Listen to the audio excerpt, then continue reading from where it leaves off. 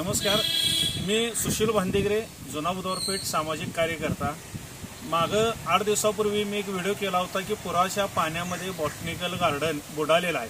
4,80,00,000 हा प्रोजेक्ट। यामध्ये तुम्ही आता बघत असाल की पूर ओसरलेला आहे आणि ही जी रोपं आहेत 1,500-2,000 हजार रोपं ह्या पुराच्या पाण्यामध्ये आता बाद झालेले आहेत। त्याला जबाबदार कोण आहे?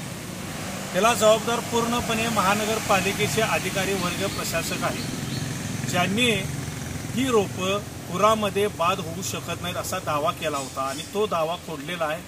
वनस्पती शास्त्रज्ञ महानगरपालिकेचे उद्यान विभागाचे सदस्य मधुकर बाचोळकर साहेब यांनी असं सांगितले की ही झाडं बाद होऊ शकतात। मग हा पैसा शासनाचा या ठिकाणी जनतेच्या खिशातला पैशाचं या ठिकाणी नुकसान झालेलं आहे।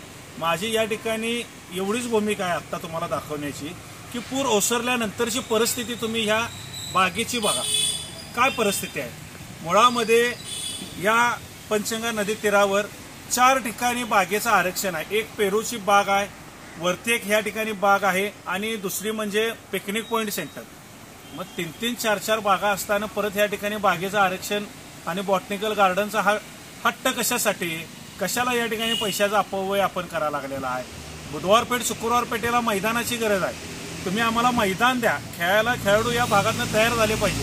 तुम्ही हेच बॉटनिकल गार्डन अन्यत्र कोल्हापुरात इतर ठिकाणी तुम्ही हलवा, आमचा काही गार्डनला विरोध नाही, पण मुळात गरज आहे ती बॉटनिकल गार्डनपेक्षा मैदानाची। प्रत्येक वर्षी मेंटेनन्ससाठी महानगरपालिकेकडे बागेला मेंटेनन्स राखायला पैसे आहेत का? आज कोल्हापुरात एवढ्या बागा आहेत, त्या बागेचं मेंटेनन्स बघायला महापालिकेकडे पैसे आहेत का? मग तुम्ही कशासाठी या ठिकाणी 4थी बाग या ठिकाणी तयार करत आहात? एक पिकनिक पॉइंट आहे, त्या ठिकाणी तुम्हाला साधं पाण्याचं बोर मारता येईना, त्या ठिकाणी पाणी नाही। मग या ठिकाणी तुम्ही काय साध्य करायला आहे? तर माझं खरोखर कळकळीची विनंती आहे की अजून वेळ गेलेला नाही, तुम्ही हे गार्डन दुसऱ्या ठिकाणी हलवा आणि या ठिकाणी बुधवार पेठ, शुक्रवार पेठेला एक चांगलं सुसज्ज खेळाडूंसाठी मैदान द्या, ही मागणी आमची आहे। अन्यथा आम्हाला जुना बुधवार पेठ, शुक्रवार पेठेच्या वतीनं तीव्र आंदोलन करावे लागेल।